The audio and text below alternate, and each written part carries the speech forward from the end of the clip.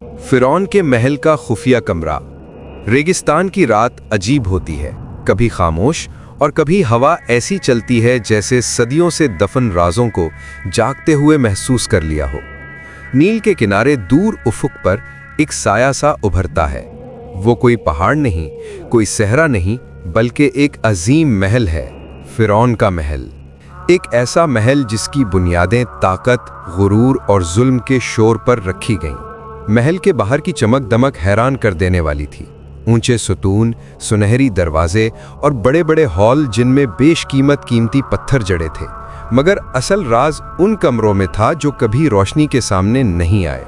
खास तौर और एक कमरा, एक ऐसा कमरा जिसके बारे में महल के किसी राजदान को भी खुलकर बात करने की इजाजत नहीं थी। एक ऐसा कमरा जिसके बारे में सिर्फ चंद लोग जानते थे, और वो भी इतना ही जितना फिरौन चाहता था।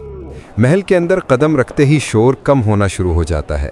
गुलामों की आवाज़ें, सिपाहियों के कदमों की चाप, सब पीछे रह जाती हैं। फिर एक लंबा तारीक रास्ता शुरू होता है। ऐसा रास्ता जिसकी दीवारें पत्थर की हैं, लेकिन उन पत्थरों पर ऐसे नकूश बने हैं जो आम आदमी समझ ही नहीं सकता था। कुछ शक्लें इंसानों जैसी, कुछ शैतानी और कुछ ऐसी जो शायद सदियों पहले के खौफ को बयान करती थीं। रास्ते के आखिर में एक दरवाज़ा था। ये दरवाज़ा आम दरवाज़ा नहीं था। न इस पर दस्तक दी जा सकती थी, न इसे ज़बरदस्ती खोला जा सकता था। ये एक पथरीली ताकत से बना हुआ दरवाज़ा था, और इसे खोलने का तरीक़ा सिर्फ फिरौन को मालूम था। वो दरवाज़ा खोलने से पहले हमेशा लम्हा भर रुक जाता था, जैसे उसके अंदर भी कहीं कुछ डर छुपा हो। दरवाज़ा खुलता था और एक खामोश लहर अंदर से निकलती थी। ये कमरा महल से अलग महसूस होता था, जैसे ये जगह दुनिया के निज़ाम से बाहर हो। हवा भारी, सांस दबी हुई, और चिरागों की रोशनी जर्द और खौफनाक। कमरे की दीवारें फिरौन के खुद साख्ता खुदा होने की गवाह थीं, लेकिन साथ ही उसके खौफ की भी गवाह।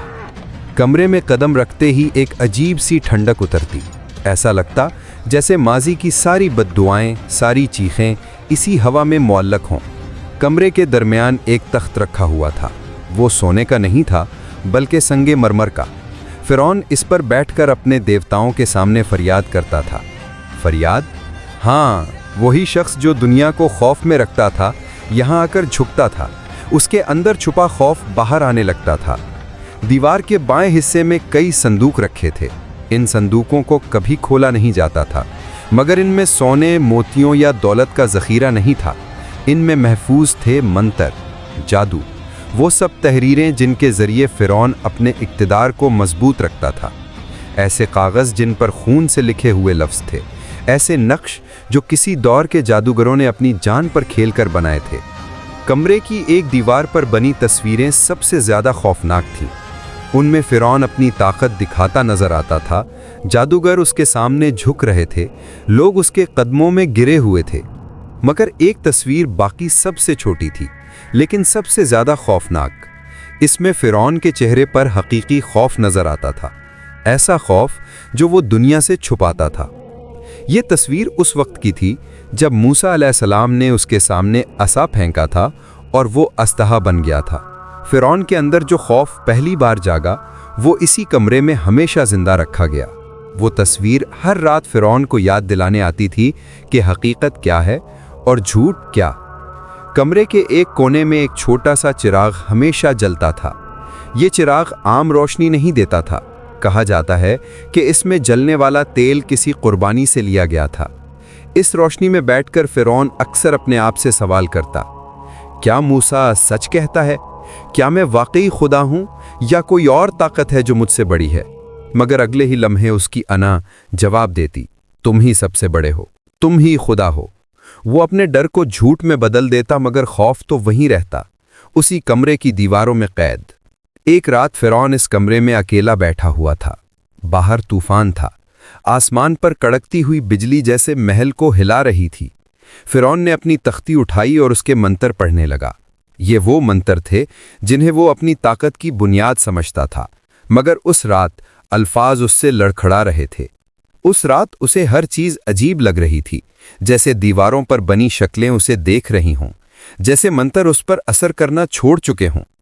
فرعون نے اپنے دل کا خوف چھپانے کی بہت کوشش کی، مگر پھر اچانک اسے محسوس ہوا کہ کمرے میں کوئی ہے۔ اس نے چراغ کی طرف دیکھا، روشنی ہل رہی تھی۔ پھر اسے لگا جیسے کوئی سانس لے رہا ہے، جیسے کوئی سایہ اس کے قریب آ رہا ہے۔ وہ گھبرا کر کھڑا ہو گیا۔ کون ہے؟ سامنے آؤ! لیکن کمرہ خاموش رہا۔ وہی رات تھی جو فرعون نے یہ فیصلہ کیا کہ موسیٰ کو روکنا ضروری ہے۔ وہ جانتا تھا کہ موسیٰ کی باتوں میں سچ ہے، مگر اس کی انا نے اسے اندھا کر دیا تھا۔ اس رات فرعون اس کمرے سے نکلا، لیکن اپنے خوف کو اندر ہی چھوڑ آیا، وہ خوف جو کبھی ختم نہیں ہوا۔ پھر وہ دن آیا جب نیل پھٹا۔ موسیٰ علیہ السلام اپنی قوم کے ساتھ گزر گئے اور فرعون ان کے پیچھے پانی میں کود پڑا۔ سپاہی چیخ رہے تھے، محل کی فضا بدل چکی تھی، مگر فرعون کی چیخیں بھی پانی نے نگل لیں۔ جب سپاہیوں نے محل کے خفیہ کمرے کو دیکھا، وہ حیران رہ گئے۔ چراغ بجھا نہیں تھا، منتر اپنی جگہ تھے، اور دیوار پر وہ تصویر، جیسے ابھی بھی فرعون کا خوف قید تھا۔ محل مٹی میں دفن ہوا، لیکن یہ کمرہ، یہ راز، یہ خاموشی، سب آج بھی تاریخ میں محفوظ ہے۔ یہ آج بھی انسان کو بتاتی ہے، طاقت جتنی بھی بڑی ہو، حق کے سامنے ہمیشہ جھک جاتی ہے، اور وہ دل جو غرور سے بھر جائے، اس کا انجام ہمیشہ وادیوں میں گم ہو جاتا ہے۔ پیارے ناظرین، اگر آپ کو یہ ویڈیو پسند آئی ہو اور آپ چاہیں کہ ایسے ہی ایمان افزا، دل کو چھو لینے والے واقعات آپ تک وقت پر پہنچتے رہیں تو چینل کو ضرور سبسکرائب کریں۔ آپ کا ایک سبسکرائب ہمیں مزید محنت کی ہمت دیتا ہے اور یہ خوبصورت پیغام اور زیادہ لوگوں تک پہنچنے کا ذریعہ بنتا ہے۔ اللہ آپ کو دین و دنیا کی بھلائیاں عطا فرمائے۔ جزاکم اللہ خیرا۔ السلام علیکم ورحمۃ اللہ وبرکاتہ۔